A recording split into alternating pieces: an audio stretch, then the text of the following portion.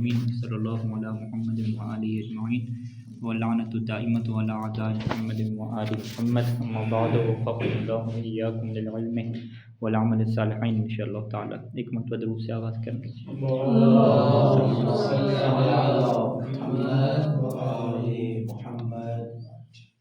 ابن ناظم کی جو عبارت ہے یہاں پہ پہنچی ہے کہ وجعل الاعراب بالانقلاب لأن التثنیۃ مطلوب فیہ ظہور الاعراب۔ یہاں پہ اوپر بیان ہو چکا ہے کہ تثنیہ میں ہمیں جو اعراب چاہیے وہ ظاہری چاہیے۔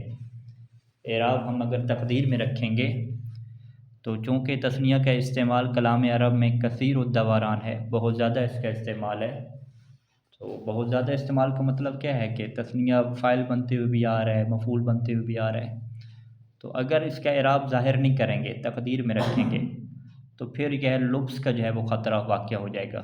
لبس یعنی پتہ نہیں چلے گا کہ یہاں پہ جو زیدان ہے وہ آیا فاعل واقع ہو رہا ہے یا مفعول واقع ہو رہا ہے، تو یہ فرق جو ہے وہ نہیں ہو سکے گا۔ اس کی وجہ یہی ہے کہ زیادہ استعمال ہو رہا ہے، کیونکہ کبھی کبھار تو استعمال نہیں ہوگا، تاکہ آپ قرائن کی وجہ سے دیکھ لیں۔ تو بس ہمیں اس کے لیے کیا ہے، اعراب کو ظاہر کرنا پڑے گا۔ اب جب اعراب ظاہر کی طرف آپ آتے ہیں تو اعراب ظاہر ہمیں دو طرح کے ملتے ہیں، ایک جو ہے وہ اعراب اصلی ملتا ہے اور ایک اعراب نیابی ملتا ہے۔ اعراب اصلی کو کیا کہتے ہیں؟ اعراب بالحرکات، اور اعراب نیابی کو کیا کہتے ہیں؟ اعراب بالحروف۔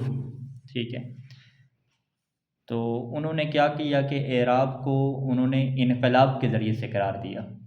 ٹھیک ہے، وجعل الاعراب بالانقلاب، اعراب انہوں نے انقلاب کے ساتھ قرار دیا۔ انقلاب کی اصطلاح کا کیا مطلب ہے کہ آپ اعراب کو جب ظاہر کرنے لگے تو ظاہر اعراب نے کہا کہ میں نے حرکات سے ہونے، تو آپ حرکات سے پھر کر کس کی طرف چلے گئے؟ حروف کی طرف چلے گئے۔ تو لہذا انقلاب کا کیا مطلب ہے کہ الانقلاب عن الحرکات یا الانقلاب من الحرکات الی الحروف، کہ آپ کیا کر رہے ہیں جی؟ حرکات والا اعراب اس کو چھوڑ کر کس کی طرف آ رہے ہیں جی؟ حروف کی طرف آ رہے ہیں، تو اعراب ظاہری ہو گیا۔ ٹھیک ہے، وجعل الاعراب بالانقلاب، اور اعراب کو قرار دیا، یا جعل الاعراب یوں کہہ دیں، فاعل کی ضرورت نہ پڑے تاکہ ہمیں، اور اعراب کو قرار دیا گیا انقلاب کے ذریعے سے، یعنی انقلاب یعنی حرکات کی بجائے حروف والا اعراب قرار دیا گیا، اور یہ اعراب ظاہری ہوتا ہے۔ یہ اعراب ظاہری کیوں قرار دیا گیا؟ اس لیے کہ لأن تثنیۃ مطلوب فیہا، کیونکہ تثنیہ میں جو مطلوب ہمارا رہتا ہے وہ ظہور الاعراب رہتا ہے، لب سے بچنے کی خاطر۔ اچھا، اب جب اعراب اصلی کی طرف ہے تو والالف لا يمكن علیہ ظہور الحرکت، ٹھیک ہے، الف کے اوپر حرکت کا ظاہر ہونا ممکن نہیں تھا۔ یعنی یہاں پہ اگر ابن ناظم اپنی عبارت کو تھوڑا مرتب کر کے بیان کرتے تو وہ واضح ہوتا، یعنی دو سوالوں کے جواب وہ بنیادی طور پہ دینا چاہ رہے ہیں نا۔ پہلا سوال یہ ہے کہ ہمیں اعراب تقدیری نہیں چاہیے، اعراب ظاہری چاہیے، اس کی کیا وجہ ہے؟ ٹھیک ہے، تو اس کا وہ جواب کیا دیتے ہیں؟ اس لیے کہ تثنیہ میں ہمیں اعراب کو ظاہر کرنا ہے، ٹھیک ہے، اور ظاہر کرنے کی وجہ وہ پہلے بیان کر چکے ہیں، ٹھیک ہے، لب سے بچنے کی خاطر۔ پھر جب اعراب ظاہر ہوگا تو پھر اگلا سوال ہوگا کہ اچھا جی اعراب آپ ظاہری کرنے چاہ رہے ہیں تو پھر دیں، حرکات آپ دیں، کیونکہ اصلی اعراب کیا ہے؟ حرکات کے ذریعے سے ہوتا ہے، تو پھر آپ حرکات کو چھوڑ کر انقلاب کی طرف کیوں جا رہے ہیں؟ حرکات کی بجائے آپ حروف کی طرف کیوں جا رہے ہیں؟ تو اس کی پھر وجہ کیا بیان کرتے کہ والالف لا يمكن علیہ ظہور الحرکت ہے، کہ الف کے اوپر تو جو ہے وہ حرکت ظاہر نہیں ہو سکتی۔ تو انہوں نے کہا جی آپ اعراب کو ظاہری دیں، انہوں نے کہا اچھا ظاہری دینا ہے تثنیہ میں، چلو دو بھی الف کے اوپر اعراب ظاہری۔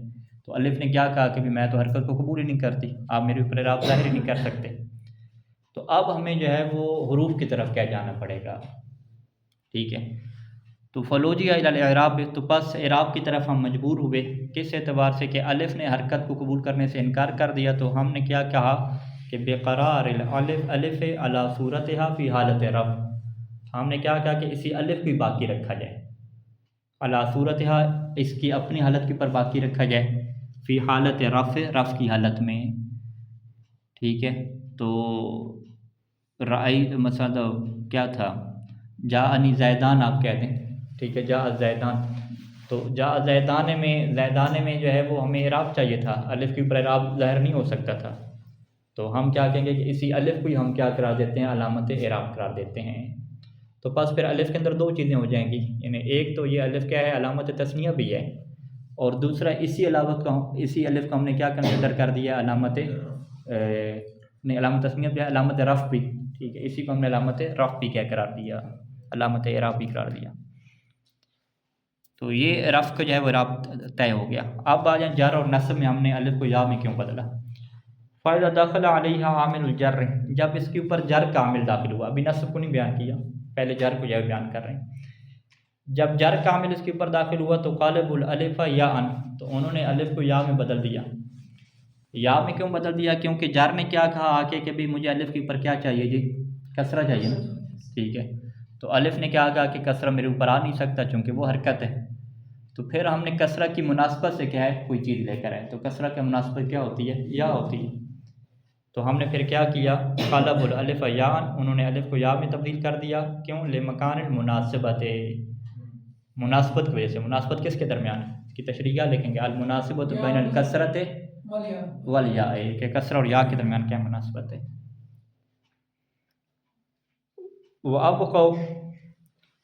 وَأَبْقَوْا الْفَتْحَةَ قَبْلَهَا، اور اس یا سے پہلے انہوں نے پھر یا کی مناسبت کیا ہوتی ہے؟ یا کی مناسبت کسرہ بھی جاتی ہے، لیکن انہوں نے کیا کیا؟ أَبْقَوْا الْفَتْحَةَ قَبْلَهَا، یا سے پہلے فتح کو باقی رکھا، اشعاراً، یہ بات سمجھانے کے لیے کہ بِكَوْنِهَا، کہ یہ جو یا ہے الفاً فی الاصل، یہ اصل میں کیا تھی جی؟ الف تھی۔ اچھا، جر کا بھی طے ہو گیا۔ اب آ جائیں نصب میں۔ وَحَمَلُ النَّصْبَ عَلَى الْجَرِّ، انہوں نے کہا کہ نصب کے ساتھ بھی سلوک جر والی کریں، ٹھیک ہے۔ اب اس کی کیا ہے ہمیں وجہ بیان کرنی ہے کہ بھئی نصب کو جو ہے وہ جر سے الگ نہیں کیا، نصب بھی کیا ہے کس کے ساتھ دے دی؟ یا کے ساتھ دے دی، اس کی کیا وجہ بنی ہے؟ انہوں نے کہا کہ بھئی نصب کیا چاہتا ہے؟ فتح کو چاہتا ہے نا، تو الف فتح کو بھی قبول نہیں کرے گی، علامت تثنیہ جو الف ہے، پھر ہمیں کیا ہے اس سے تبدیل تو کرنا ہے کسی حرف میں، ٹھیک ہے، تو ہمارے پاس دو ہی حرف ہیں جس میں ہم تبدیل کر سکتے ہیں، یا ہم جو ہے واو میں تبدیل کریں جو اعراب بالحروف ہیں، اعراب بالحروف 3 ہے نا ہمارے پاس، واو الف اور یا، ٹھیک ہے، تو آپ کے پاس آپشن کیا بچے کہ الف جو ہے وہ حرکت لے نہیں رہی تھی فتح والی، تو الف کو آپ نے حروف میں تبدیل کرنا تھا، تو کتنے آپشن بچے؟ دو ہی آپشن بچے، ٹھیک ہے، یا الف کو آپ واو میں تبدیل کریں یا الف کو کیا یا میں تبدیل کریں۔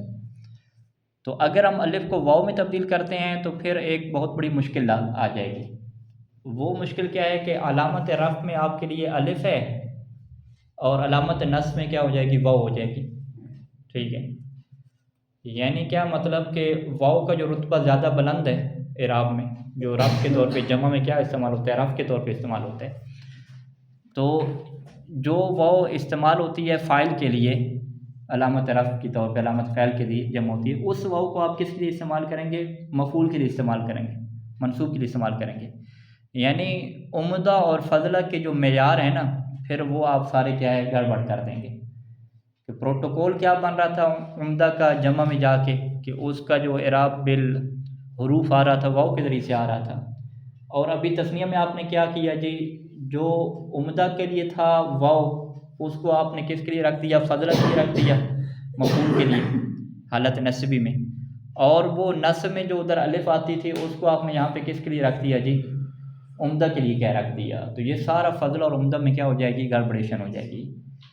تو لہٰذا آپ اگر اس آپشن کو لیتے ہیں کہ جی الف کو آپ واو میں تبدیل کریں تو یہ تو پھر کیا ہے کوئی مناسبت باقی نہیں رہے گی عمدہ اور فضلہ کی، اور اگر آپ یہ کہتے ہیں کہ جی دوسرے آپشن کی طرف چلے جاتے ہیں کہ ایک الف کو واو میں بدلنا، اس میں آپ کی یہ مشکل آ رہی تھی کہ جی مناسبت نہیں بن رہی عمدہ اور فضلہ والی، لیکن اگر آپ اسی الف کو کیا یا میں بدلیں، ٹھیک ہے، پھر مناسبت باقی رہے گی، کیونکہ یا جو ہے نا وہ کس کے لیے استعمال ہو رہی ہے؟ مجرور کے لیے، اور مجرور بھی فضلہ میں جاتا ہے، اور یہ جو کیا نام ہے منصوب ہے مفعول وہ بھی کس میں جاتا ہے؟ فضلہ میں جاتا ہے، یعنی دونوں عمدہ نہیں ہیں۔ جب دونوں عمدہ نہیں ہیں تو اس کا مطلب ہے کہ کوئی بھی عمدہ کے ساتھ کیا مکس اپ نہیں ہوگا، تو لہٰذا اسی وجہ سے کیا کہہ دیا کہ علامت نصب میں ہم الف کو واو میں تبدیل کرنے کی بجائے کس میں تبدیل کریں گے؟ یا میں تبدیل کریں گے، تاکہ جو غیر عمدہ کا رتبہ ہے نا، یعنی جو فضلہ کا رتبہ ہے وہ ایک جیسا رہے، فضلہ کا رتبہ جم کر کے عمدہ کے اوپر نہ چلا جائے، ٹھیک ہے۔ یہ اب عبارت سے اس چیز کو حل کر لیتے ہیں۔ وحمل نصب علی الجر، نصب کو انہوں نے جر پہ حمل کیا، بھئی نصب بھی جو ہے وہ یا کے ذریعے سے ہوگی، کیوں؟ لأن قلب الالف فی النصب، کیونکہ الف کو ہم نے تبدیل تو کرنا ہے، الف کے اوپر نصب میں فتح تو نہیں آ سکتا، الف کو نصب میں تبدیل کرنا الی غیر الیا، غیر یا کی طرف، غیر مناسب، یہ مناسب نہیں ہے۔ اس غیر یا کا کیا مطلب ہے؟ ہاں واو کی طرف، ٹھیک ہے، یا کا غیر کیا بچتا ہے؟ وہی بچتا ہے نا، الف کے دو ہی تو آپشن ہے، یا کی طرف تبدیل کریں یا واو کی طرف تبدیل کریں، یعنی اس کو اگر آپ سادہ الفاظ میں لکھیں گے لأن قلب الالف فی النصب الی الواو، ٹھیک ہے، واو کی طرف تبدیل کرنا کیا غیر مناسب ہے، وہ مناسب کیوں نہیں، غیر مناسب کیوں ہے؟ کیونکہ جو واو ہے وہ فضلہ کے لیے مناسب نہیں ہے، ٹھیک ہے، واو فضلہ کے لیے مناسب نہیں ہے، واو کس کے لیے استعمال ہوتی ہے؟ جمع میں جا کے عمدہ کے لیے استعمال ہوتی ہے، تو یہاں پہ واو کس کے لیے لے کر آ جائیں گے؟ فضلہ کے لیے لے کر آ جائیں گے، یہ تو مناسب نہیں بن رہے۔ فلم یبقى، پس آپ کے پاس ایک ہی آپشن پیچھے بچ جائے گا کہ الا حمل النصب علی الرفع او الجر، فلم یبقى، پس باقی نہیں رہا کہ یا آپ نصب کو حمل کریں رفع کے اوپر، ہاں یعنی وہی الف کے اوپر باقی رکھیں، جیسے آپ نے رفع میں الف کو باقی رکھا تھا نا، یہ والا ایک آپشن بھی ہے، ٹھیک ہے، یعنی الف کے اوپر ہی بقا والا آپشن لے لیں آپ، ٹھیک ہے، آپ قلب کی طرف جائیں نہیں، یا تو آپ نصب کو رفع کے اوپر عمل کریں، اور رفع میں ہم کیا کر رہے تھے؟ بقا رکھ رہے تھے نا، الف کو ہی ہم نے کیا علامت رفع کے طور پہ باقی رکھا تھا، یا جو ہے وہ نصب کو آپ جر کی طرف لے کر آئیں، یعنی قلب کرنا ہی ہے تو آپ کس کی طرف کنورٹ کر دیں؟ یا کی طرف کیا کنورٹ کر دیں، تو ہم کیا کہیں گے کہ فکان حملہ علی الجر، نصب کو جر پہ حمل کرنا یہ کیا ہو جائے گا؟ اولا ہو جائے گا، یہ زیادہ بہتر ہے کس کی نسبت سے کہ آپ نصب کو رفع کے اوپر حمل کریں، ٹھیک ہے، کیوں یہ بہتر ہے؟ لأنہ مثلہ، کیونکہ یہ جو جر ہے نا، یا لأن نصب، کیونکہ جو نصب ہے یہ کیا مثلہ جر کی مثل ہے، کس بات میں؟ کہ فی الورود فضلۃ فی الکلام میں، کہ یہ جو ہے وہ کلام میں کیا واقع ہوتی ہے؟ فضل واقع ہوتی ہے، جیسے کہتے ہیں کہ زید ضارب عمر، زید ضارب عمر میں عمر جو ہے وہ ضارب کے لیے کیا تھا؟ مفعول تھا، تو اسی عمر کے لیے دو آپشن آپ کے پاس مل گئے نا، یا تو آپ کیا پڑھیں؟ زید ضارب عمرن، عمرن کو آپ منصوب پڑھیں، یا آپ اس نصب کی جگہ پہ کیا لے کر آ جائیں؟ جر لے کر آ جائیں، اور ضارب کو اس کی طرف کیا بنائیں؟ اضافت لفظی بنا لیں، ٹھیک ہے، ضارب عمرن آپ پڑھ دیں، تو اس کا مطلب کیا ہے کہ یہ جو جر ہے یہ نصب کے قریب قریب ہے، دونوں کیا ہے؟ فضلہ میں یعنی مفعول میں کیا ہے؟ استعمال ہو رہے ہیں، تو جر جو ہے وہ مفعول میں بھی استعمال ہو رہی ہے، اگر کوئی کہے کہ بھئی جر مفعول میں کہاں استعمال ہوتی ہے، اب کہ یہ ضارب عمرن میں دیکھیں، یہ عمرن جو ہے وہ اس کو جر دیا، حالانکہ یہ معنی کے اعتبار سے کیا مفعول ہے ضارب ان کا، تو مفعول کے اوپر جر آ گئی، تو بس ہم کیا کہیں گے کہ کلام میں فضلہ ہونے کے اعتبار سے یہ جو جر ہے نا یہ نصب کی مثل ہے یا نصب جل کی مثل ہے، دونوں آپ جملے کہہ سکتے ہیں، تو اس کی آپ مثال کیا ہے؟ یہی ضارب و عمرن کی کیا مثال لے کر آ جائیں گے کہ جر جو ہے وہ یہاں پہ وہی مفعول کے اوپر کیا ہے؟ واقع ہوئی ہے، اور پھر اس کو رفع کے اوپر عمل کیوں نہیں کر سکتے؟ اس میں آپ کیا کہیں گے؟ کیونکہ پھر آپ عمدہ اور فضلہ کو کیا ایک جیسا بنا دیں گے، ٹھیک ہے، عمدہ اور فضلہ کو ایک جیسا بنانا بھی مناسب نہیں ہے، فضلہ کو عمدہ سے کیا الگ رہنا چاہیے، یعنی عمدہ کا جو اعراب ہے وہ الگ ہونا چاہیے، باقی جو غیر عمدہ ہے نا ان کا بے شک ایک جیسا بنتا رہے، اس میں ٹینشن نہیں ہے۔ تقول فی الرفع، پس اب رفع میں جب آپ ترکیب کریں گے جاءنی زیدان، اس میں آپ کیا کہیں گے؟ آپ یوں کہیں گے کہ فالالف علامت التثنیہ، سب سے پہلے الف علامت التثنیہ تو ہے ہی صحیح، ٹھیک ہے، اس کا تو انکار نہیں کر سکتے آپ، وہ علامت تثنیہ کیوں ہے؟ کہ من حیث یا زیادۃ فی الآخر، کیونکہ اس کو آخر پہ زیادہ کیا گیا ہے، لدلالتها، کیوں آخر پہ زیادہ کیا گیا تھا؟ لدلالتها تثنیۃ، تاکہ یہ تثنیہ پہ دلالت کرے، تو یہ ایک بات آپ یوں کریں گے، جاءنی زیدان میں آپ الف کو کیا سب سے پہلے کہیں گے؟ علامت و تثنیہ، پھر آپ اسی الف کو کیا کہیں گے؟ وعلامت و رفع ایضا، کہ یہی الف کیا بن گئی ہے جی؟ علامت رفع بھی بن گئی ہے، کیوں؟ من حیث ہی علی صورتها فی اول الوضع، کیونکہ یہ جو ہے وہ اپنی صورت کے اوپر باقی ہے، یہ علامت اپنی صورت کے اوپر باقی ہے، فی اول الوضع، وضع کے شروع میں، وضع کے شروع میں اپنی علامت کے اوپر باقی ہے، یعنی اسی الف کو آپ رفع کے طور پہ باقی رکھیں، اس کو تبدیل کیا کسی میں نہ کریں، ٹھیک ہے، اول وضع یعنی الف جو علامت تثنیہ آپ لے کر آئے تھے اسی الف کو اپنی وضع کے اوپر ہی باقی رکھیں، اسی کسی کے اندر قلب اسے نہ کریں، تو اسے کیا کہتے ہیں کہ علامت رفع جو ہے وہ بے بقا ہے، کہ اسی جو وضع والی چیز تھی نا جو آپ نے وضع کی تھی اسی کو اپنی حالت پہ باقی رکھ کے ہی علامت رفع قرار دیا جائے۔ اچھا، جر میں آپ کیسے ترکیب کریں گے؟ مررتم بزیدین، آپ یہاں پر بھی یہ کہیں گے کہ یا جو ہے وہ علامت تثنیہ ہے. کیوں جی؟ من حیث ہی زیادۃ فی الآخر المعنی تثنیہ، تثنیہ کا معنی کے لیے اسے آخر پہ زیادہ کیا گیا ہے. وعلامت الجر ایضاً، اور اسے علامت جر بھی کہیں گے. آپ یہاں پہ بقا والی بات نہیں کریں گے کہ اسے جو ہے نا وہ اول وضع کے اوپر ہی باقی رکھا گیا، بلکہ یہاں پہ آپ کیا کہیں گے؟ من حیث یا منقلبۃ عن الفین، کہ یہ یا جو ہے نا یہ اول وضع نہیں ہے. شروع سے یہ جو علامت لگی ہے وہ یا نہیں لگی زیدین کے اوپر. زیدین کے اوپر اصل علامت کیا لگی تھی؟ الف ہی لگی تھی. تو یہ جو یا ہے یہ کیا ہو گیا جی؟ یہ منقلب ہو گئی ہے کس سے جی؟ الف سے منقلب ہو گئی ہے. اور نصب میں آپ کیا کہیں گے؟ رأیت زیدین میں کہتے ہیں والقول فیہ کالقول فی الجر، جو جر میں آپ نے بات کی تھی وہی بات کیا یہاں پر بھی کر دیں گے. وَأَمَّا النُّونُ، اس کے بعد جو ہے یہ سوال کھڑا ہو گیا کہ زیدان میں آپ نے تسنیہ بنانے کے لیے الف لگائی، تو یہ پھر نون کو آپ نے کیوں لگایا؟ ٹھیک ہے جی، نون لگانے کی کیا وجہ ہے؟ مصنف یہ کہتے ہیں کہ ابن ناظم یعنی فَإِنَّمَا لاحقت المثنى وَأَمَّا النُّونُ فَإِنَّمَا لاحقت المثنى، نون جو ہے وہ مثنیٰ کے ساتھ ملحق کیوں ہو رہی ہے؟ دو وجہ ہیں اس کی، ایک ہی وجہ بلکہ عوضاً عما فاتہ، ہاں کہ یہ عوض میں، کس کے عوض میں ہے؟ ما فاتہ، کہ جو چیز مثنیٰ سے رہ گئی. ٹھیک ہے جی. اب یہ اما فاتہ ہے نا، یہ آگے دو چیزیں ہیں. ٹھیک ہے جی. مثنیٰ سے کون سی چیز فوت ہو گئی ہے کہ جس کے عوض میں آپ نون لے کر آ رہے ہیں؟ پہلی چیز مثنیٰ سے کیا فوت ہوئی ہے؟ من بیان کر رہے ہیں، اما فاتہ من بیان کر رہے ہیں. وہ کیا چیز فوت ہوئی ہے کہ من الاعراب بالحرکات، کہ اسے حرکات کے ذریعے سے اعراب دینا تھا، تو حرکت کے والا اعراب اس کا رہ گیا، تو اس کے عوض میں کیا لے کر آ جائیں؟ نون لے کر آ جائیں. یعنی آپ کیا کہیں گے؟ جا زیدان میں یہ جو نون ہے، یہ نون کس کے عوض میں آپ کہیں گے؟ آپ کہیں گے جو اس سے رہ چکی ہیں وہ دو چیزیں. ہاں، پہلے آپ کیا کہیں گے؟ دو چیزوں سے یہ عوض ہے. پہلے نمبر آپ کیا کہیں گے؟ عوض عن الحرکت ہے، یہ حرکت کے عوض میں نہیں، عوض عن الحرکت ہے. رفت موجود ہے نا، رف کے عوض میں تو وہ الف لے کر آ گئے نا. یعنی عوض عن رف کیوں نہیں کہہ سکتے؟ کیونکہ الف ہے نا رف کے عوض میں نا. ٹھیک ہے. تو اس نون کو آپ کیا کہیں گے؟ عوض عن الحرکت ہے، کہ یہ حرکت کے عوض میں. کون سی حرکت؟ اس کے اوپر حرکت کیا آنی چاہیے تھی؟ ضمہ آنی چاہیے تھی نا. تو ضمہ تو آپ نہیں لا سکے، تو اس کے عوض میں کیا لے کر آئیں گے؟ نون لے کر آئیں گے. ٹھیک ہے. تو پہلے نمبر پہ کیا ہوگی؟ یہ عوض عن الحرکت ہوگی. اور دوسری چیز من، یہ اس کو بیان کرا اما فاتو من الاعراب اور اما فاتو من دخول تنوین علی. دوسری چیز کیا ہے کہ جو چیز فوت ہوگی مثنیٰ سے، وہ کیا چیز فوت ہوئی ہے کہ من دخول تنوین علی علی المثنى، کہ مثنیٰ کے اوپر تنوین کا داخل ہونا یہ بھی فوت ہو گیا، کہ تنوین بھی اس کے اوپر داخل نہیں ہو سکتی. ایک یعنی ضمہ، ایک ضمہ تو چلا گیا، ضمہ کے ساتھ ایک اور تنوین بھی کیسے چلے گی؟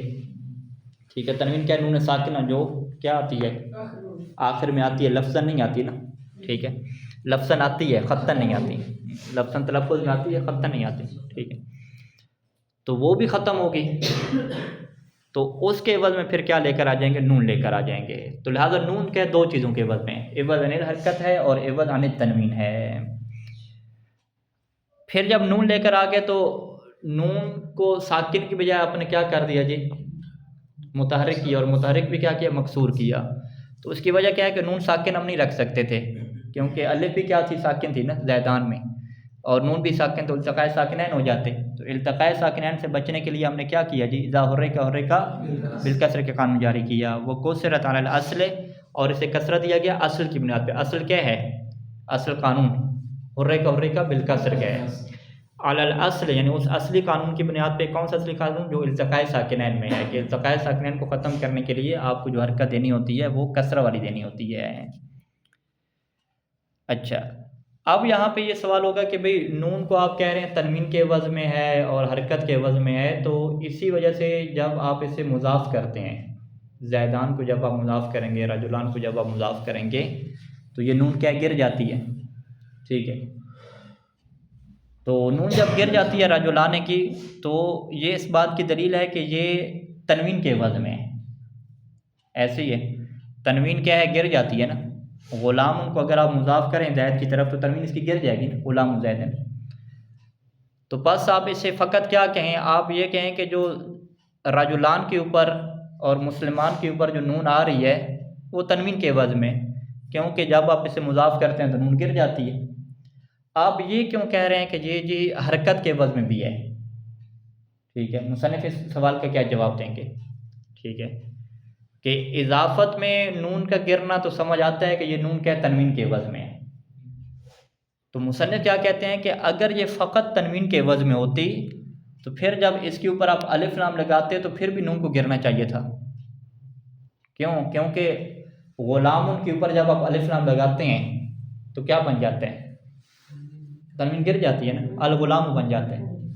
تو اگر نون جو ہے وہ فقط تنوین کے عوض میں ہو تو جیسے یہ اضافت میں جا کے گری ہے، ایسے ہی جب الف لام لگائیں گے تو اس نون کو کیا ہے، گرنا چاہیے. جبکہ ہم الرجلان پڑھتے ہیں، الرجلا جو ہے وہ نہیں پڑھتے. ٹھیک ہے، تو اس کا مطلب ہے کہ یہ جو نون ہے نا یہ فقط تنوین کے عوض میں نہیں ہے بلکہ یہ حرکت کے عوض میں بھی ہے، تبھی یہ کیا ہے، نہیں گرتی. تو بس جہاں پہ یہ گر جاتی ہے اضافت کی صورت میں، وہاں پہ آپ کیوں کہتے ہیں بھی چونکہ یہ کس کے عوض میں تھی جی، تنوین کے عوض میں تھی، تبھی کیا گر گئی. اور جہاں پہ یہ نہیں گرتی وہاں پہ آپ کہتے ہیں کہ بھئی فقط تنوین کے عوض میں تو نہیں تھی، یہ حرکت کے عوض میں بھی تھی، چونکہ یہ حرکت کے عوض میں تھی تبھی کیا یہ نہیں گری. تو لہٰذا چونکہ یہ دو چیزوں کے عوض میں ہے تو دو چیزوں کے عوض کے ہونے کی وجہ سے یہ اضافت میں آپ کو گرتی ہوئی نظر آئے گی، لیکن الف لام کی صورت میں گرتی ہوئی نظر نہیں آئے گی. تو یہ اس سوال کا جواب ہو جائے گا کہ آپ نون کو دو چیزوں کے عوض میں کیوں کہتے ہیں، فقط جو ہے وہ نون فقط جو ہے وہ فقط تنوین کے عوض میں کیوں نہیں کہتے، اس نون کو فقط تنوین کے عوض میں کیوں نہیں کہتے.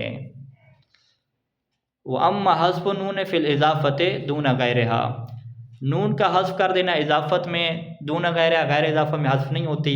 فَلِلتَّنْبِیہ، تو وہ تنبیہ متوجہ کرنے کے لیے کہ اللہ تعویض کہ یہ کس کے عوض میں آئی ہے جی، کس کے عوض میں آئی ہے، تنوین کے عوض میں آئی ہے. یعنی اضافت میں جب حذف کر رہے ہیں تو یہ تعویض کس کے ہو جائے گی، تعویض یعنی تنوین ہو جائے گی. فحذفت فی الاضافۃ، پس اسے اضافہ میں حذف کر دیا گیا اور نگاہ آپ کی کس کی طرف گئی، الی التعویض بہا عن التنوین، تعویض بہا یعنی آپ اس نون کے ذریعے سے عوض لے کر آئے ہیں کس کے بدلے میں، تنوین کے بدلے میں.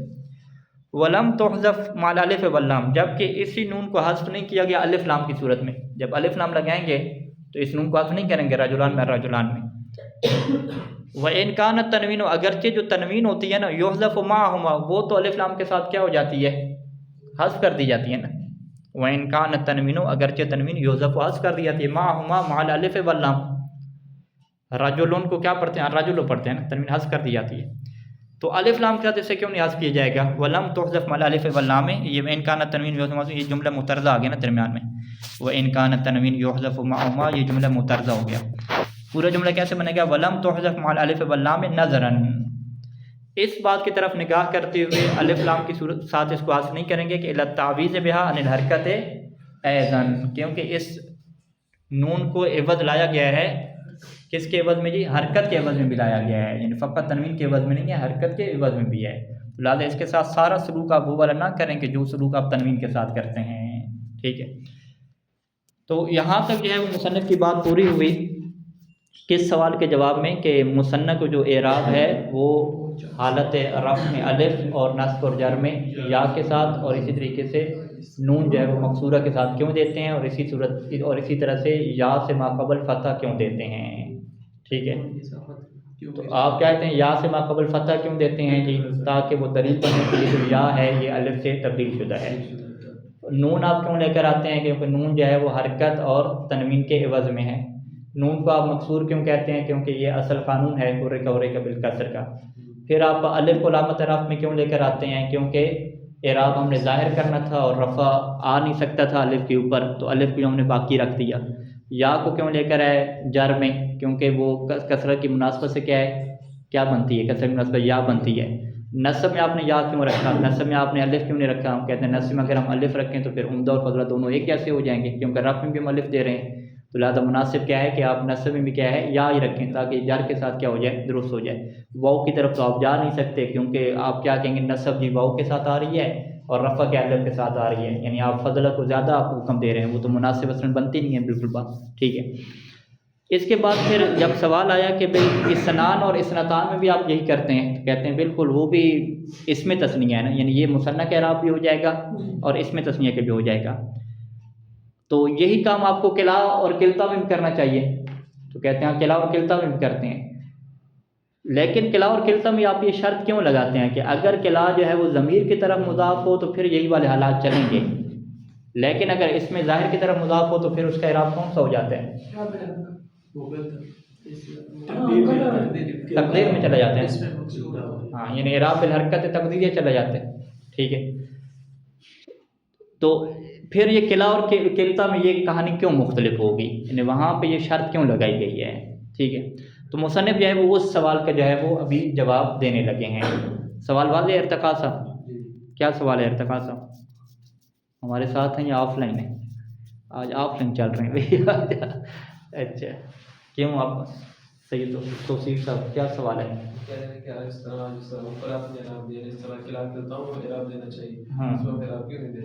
اس میں آپ شرط کیوں لگاتے ہیں؟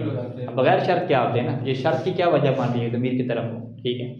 مصنف یہ کہتے ہیں کہ بھئی جو کلا کلتا کا حالات ہیں نا وہ اسنان اسنتان اور زیدان سے کیا ہیں ہٹ کے ہیں، ٹھیک ہے۔ تین چیزیں آپ بنا لینا، زیدان کیا ہو گیا مثنیٰ ہو گیا، اسنان اور اسنتان کیا ہو گیا اسم تثنیہ ہو گیا بغیر شرط والا، کلا اور کلتا بھی کیا ہو گیا اسم تثنیہ ہو گیا لیکن یہ مع شرط والا ہو گیا، ایسی ہے۔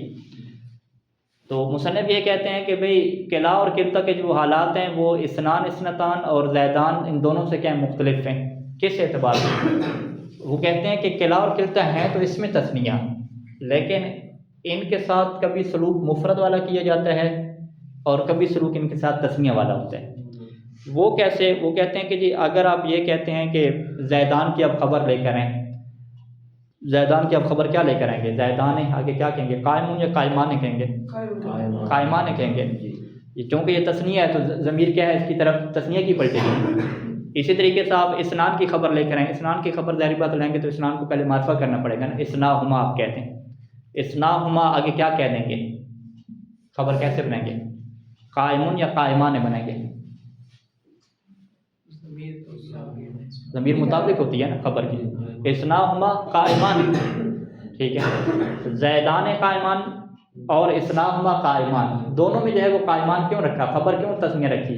کیونکہ یہ دونوں تسمیہ تھے اور خبر کی جو ضمیر پلٹتی ہے مبتدا کی طرف اس میں مطابقت ہونا ضروری ہے، ایسے ہی ہے۔ تو اس کا مطلب کیا ہے کہ زیدان بھی وہ تسمیہ کے حکم میں چلا گیا کہ ضمیر اس کی طرف ہمیشہ تسمیہ کی پلٹ رہی ہے، اسنان بھی اسی میں چلا گیا۔ لیکن کلا اور کلتا میں جب آتے ہیں تو ان کی جو خبر واقع ہوتی ہے، کبھی ان کی خبر تسمیہ واقع ہوتی ہے اور کبھی خبر ان کی کیا ہوتی ہے واحد واقع ہوتی ہے۔ یعنی آپ کو یہی کہنا ہو کلاہما، کلاہما قائمان بھی آپ کہہ سکتے ہیں اور کلاہما قائمون بھی آپ کہہ سکتے ہیں۔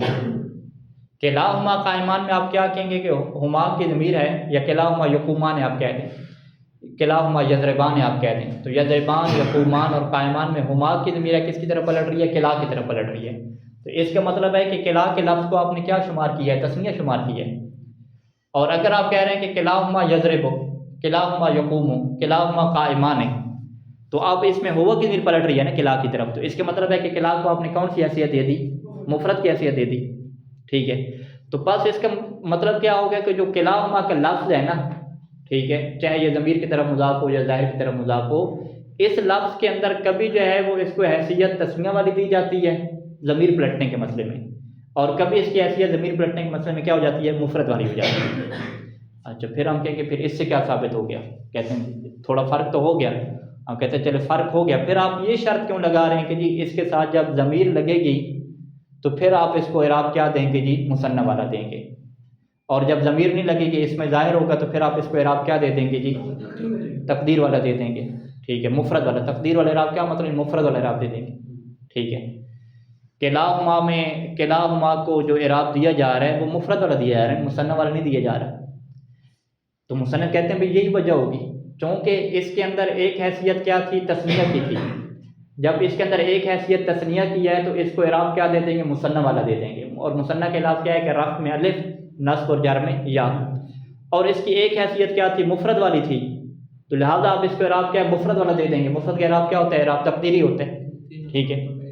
تینوں صورتوں میں ایک ہی جیسے اعراب آ جائے گا، مفرد والا اعراب آئے گا، تسنیہ والا آئے گی نہیں۔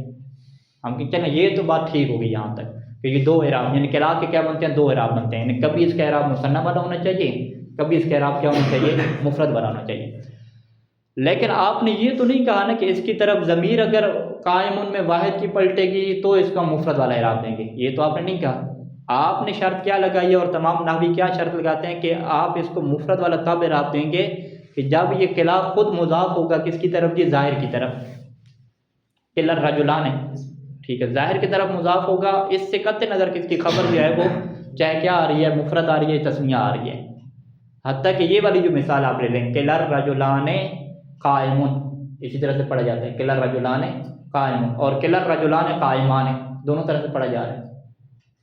تو اس کا مطلب کیا ہے کہ آپ تو شرط کیا لگا رہے ہیں کہ اگر قلع جو ہے وہ اس میں ظاہر کی طرف ہوگا مضاف تو اس کو اعراب مفرد والا دے دیں گے، اور اگر یہ اس میں ظاہر کی بجائے ضمیر کی طرف ہوگا تو اس کو اعراب پھر کیا ہے، تقدیری کی بجائے کیا دے دیں گے، ظاہری دے دیں گے اور مثنیٰ والا دے دیں گے، ٹھیک ہے۔ تو اس کی پھر وجہ کیا ہے، مصنف کہتے ہیں اس کی وجہ کیا ہے کہ جو ضمیر ہے یہ اصل نہیں ہوتی، ضمیر کیا ہوتی ہے، اس میں ظاہر کا فر ہوتی ہے، اصل تو کیا ہے وہی رجلان ہے، زیدان ہے، اس کی فر کیا بنی، ہما بنی نا، ٹھیک ہے۔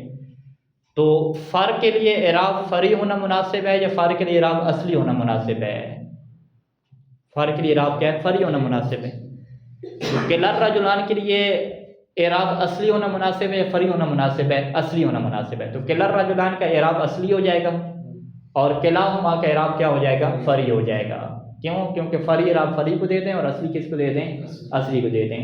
تو یہی وجہ ہے کہ قلع جب اس میں ظاہر کی طرف مضاف ہوگا تو اس کا اعراب اصلی ہوگا، اصلی یعنی تقدیری اعراب، ٹھیک ہے، ظاہر تو نہیں ہو سکے گا، پھر بھی تقدیر میں رہے گا۔ یعنی آپ کیا کہیں گے، رائی تو قلع الرجلین میں آپ کیا کہتے ہیں، رائی تو قلع الرجلان ہے، آپ کیا کہتے ہیں کہ قلع کیا ہے، منصوب ہے، علامت نصب کو آپ کیا کہتے ہیں، الفتحۃ المقدرۃ علی الالف، ٹھیک ہے، یعنی اس کا اعراب اصلی آپ فتح ہی دے رہے ہیں، لیکن وہ کس میں جا رہے ہیں، فتح تقدیر میں جا رہے ہیں، ٹھیک ہے۔ تو بس خلاصہ کلام کیا ہوا کہ قلع کا جو سسٹم ہے وہ اسنان سے الگ ہے، اگر یہ ضمیر کی طرف مضاف ہوگا تو پھر اس کا اعراب فری آئے گا، اور اعراب فری کیسے کہتے ہیں، حرکات کی بجائے حروف والا، اور اگر یہ ضمیر کی طرف مضاف نہ ہو بلکہ کیا ہو جی، اس میں ظاہر کی طرف ہو تو پھر اس کا اعراب کیا ہو جائے گا، اصلی ہو جائے گا، ٹھیک ہے۔ اچھا اب عبارت پڑھ لیتے ہیں، یہ مکمل کر لیتے ہیں۔ فَإِنْ قِيلَ، اگر یہ سوال کیا جائے کہ لما کان لقلع و قلتا حالان فی الاعراب، کہ قلع اور قلتا کے اعراب میں دو حالات کیوں بنے جی، ٹھیک ہے۔ ایک حالت کیا ہے کہ الاجراء مجرى المثنى، کہ آپ اسے جو ہے وہ مثنیٰ کے قائم مقام جاری کرتے ہیں، یعنی اعراب کیا دیتے ہیں، وہی اعراب بالحرکات، اعراب نیابی، اعراب فری جسے کہتے ہیں۔ اور دوسرا آپ کیا کرتے ہیں جی، والاعراب بالحرکات المقدرہ، اور آپ دوسری دفعہ سے کیا دیتے ہیں، حرکات مقدرہ والا اعراب دے دیتے ہیں، وہ کب دیتے ہیں، جب یہ ظاہر کی طرف ہو مضاف۔ ولما خص، اور پھر کیوں خاص کیا گیا کہ اجراءہما مجرى المثنى، کہ آپ اسے مثنیٰ کے قائم مقام جاری کریں گے، کب، بحال الاضافت الی المضمر، جب یہ ضمیر کی طرف مضاف ہوگا تو آپ اسے مثنیٰ والا دے دیں گے، اور جب ظاہر کی طرف ہوگا تو آپ اسے کیا دے دیں گے جی، مفرد والی اعراب دے دیں گے، یعنی اعراب کیا ہے، اصلی دے دیں گے۔ قل تو میں جواب کیا دوں گا کہ قلع و قلتا اسمان ملازمان للاضافت، قلع اور قلتا دو ایسے اسم ہیں کہ جو ہمیشہ اضافہ کو لازم ہوتے ہیں، بغیر اضافہ کے استعمال ہی نہیں ہوتے۔ ولفظہما مفرد و معناہما مثنى، اور ان دونوں کو جو لفظ ہے وہ مفرد ہے، قلع اور قلتا لفظ تو مفرد ہے، لفظ تو مثنى نہیں ہے، لیکن معنی کیا ہے ان کا، مثنى ہے، یعنی ہم قلع کو کیا کہتے ہیں کہ لفظ دل علی اثنین، کہ لفظ جو ہے وہ اثنین کی دلالت کرتا ہے نا، اسی وجہ سے مثنى نہیں کہتے نا۔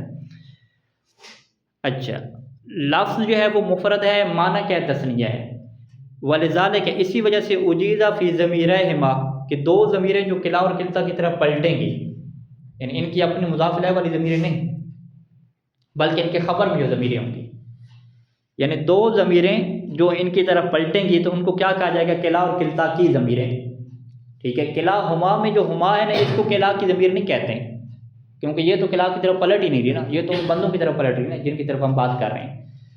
خود قلع اور قلتا کی ضمیر کون سی بنے گی، جو ان کی خبر میں ہوگی، جو کس کی طرف پلٹے گی، قلع اور قلتا کی طرف پلٹے گی، ٹھیک ہے۔ لہذا انہی کے ضمیروں میں جائز قرار دیا گیا کہ اعتبار المعنی، کہ یا معنی کو اعتبار کریں، فیثنیٰ، تو پاس آپ ضمیر کو کیا لے کر آئیں، مثنیٰ لے کر آئیں، آپ یوں کہیں قلعہما یضربان، ٹھیک ہے، یوں کہتے ہیں۔ وہ اعتبار لفظ، اور آپ کیا کریں کہ خود قلع کے لفظ کا اعتبار کریں، ضمیر جو ہے وہ کس کے اعتبار سے پلٹائیں، لفظ کے اعتبار سے پلٹائیں، ضمیر کے پلٹانے میں دونوں آپشن ہوتے ہیں نا، یا ضمیر آپ معنی کے اعتبار سے پلٹائیں یا لفظ کے اعتبار سے پلٹائیں. تو لفظ کے اعتبار سے پلٹائیں گے تو آپ کیا کہیں گے جی؟ کلاہما یضرب کہہ دیں گے. ٹھیک ہے جی. اعتبار لفظ سے فیفرد یعنی فیفرد ضمیر، تو ضمیر کو کیا لے کر آئیں آپ؟ مفرد لے کر آئیں.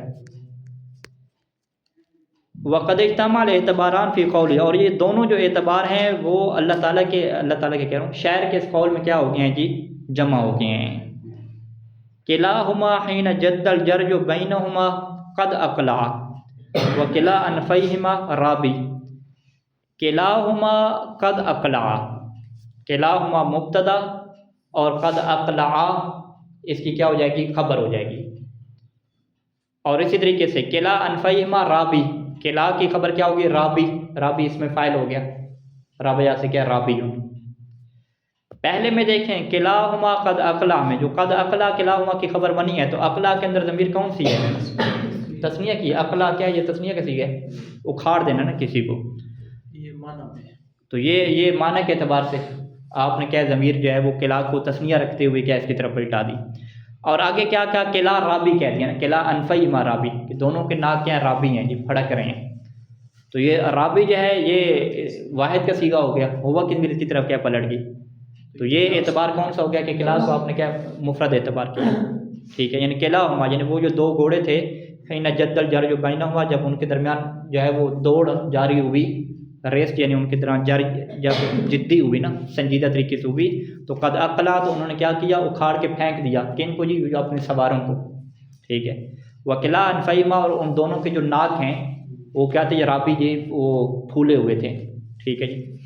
اس سے سانس کیا نکل رہی تھی. الا ان اعتبار لفظ اکثر ہو، مگر لفظ کا جو اعتبار ہے، لفظ کا اعتبار کیا مطلب ہے؟ ضمیر کو کیا پلٹانا؟ مفرد رکھ کے پلٹانا. یہ کیا زیادہ ہے؟ وبہ جاء تنزیل، اور اسی کے اوپر کیا ہے قرآن مجید کی آیت بھی آئی ہے. کلتا الجنتین، آگے کیا کہا؟ آتت اکلہا. تو آتت کے اندر ضمیر ہے کون سی جی؟ ہے کہ کس کی طرف پلٹ رہی ہے؟ کلتا کی طرف پلٹ رہی ہے. اس کا مطلب کیا ہے کہ کلتا کی طرف جو ساتھ حساب کیا گیا ہے وہ لفظ کو دیکھتے ہوئے کیا گیا کہ لفظ اس کا کیا ہے؟ مفرد ہے. ٹھیک ہے جی. ہاں ابھی ہمارا ٹائم ختم ہو گیا انشاءاللہ، تو پھر اس کو ہم کل پھر کرتے ہیں. صلی اللہ علیہ وسلم.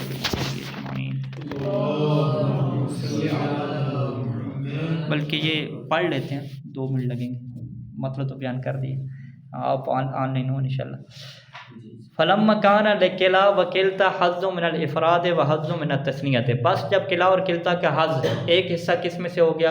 افراد میں سے ہو گیا، اور ایک حصہ کس میں سے ہو گیا؟ تثنیہ میں سے ہو گیا. تو اجر یا فی اعرابہما، تو ان کو اعراب میں جاری کیا گیا. مجر المفرد تارتن، کبھی مفرد کی جگہ پہ، مفرد کی جگہ پہ اعراب کون سا ہوتا ہے؟ اعراب اصلی ہوتا ہے نا، اصلی تقدیری ہو جاتا ہے. اور کبھی مثنی کی جگہ پہ جاری کیا گیا، یعنی اعراب کیا فری آپ دے دیں گے. وخص اجراؤہما مجر المثنی، اور اس کو مثنی کی جگہ پہ جو جاری کر رہے ہیں یہ خاص کیا گیا کس حالت میں؟ کہ بحال الاضافت الی المضمر، کہ یہ مضمر کی طرف مضاف ہوگا تو مثنی والے حالات آئیں گے. کیوں بھائی؟ لأن الاعراب بالحروف، کیونکہ جو حروف والاعراب ہے یہ فرع عن الاعراب بالحرکات، یہ اعراب بالحرکات کی کیا فرع ہے. والاضافہ الی المضمر، اور جو مضمر کی طرف مضاف ہونا ہے یہ فرع ہے کس کا جی؟ اضافت الی ظاہر سے، کیونکہ ظاہر کیا ہے؟ اصل ہے، اور ضمیر کیا ہے؟ اس کی فرع ہے. لأن ظاہر اصل المضمر، ظاہر کیا ہوتا ہے؟ مضمر کا اصل ہوتا ہے. فجعل الفرع مع الفرع، بس انہوں نے فرع کو فرع کے ساتھ قرار دیا. والاصل مع الاصل، اور اصل یعنی اعراب اصلی کو کس کے ساتھ قرار دیا؟ اصلی کے ساتھ قرار دیا. تحصیلا لکمال المناسبت، تاکہ مکمل طور پہ مناسبت حاصل ہو جائے. وصلی اللہ علی محمد وآلہ اجمعین.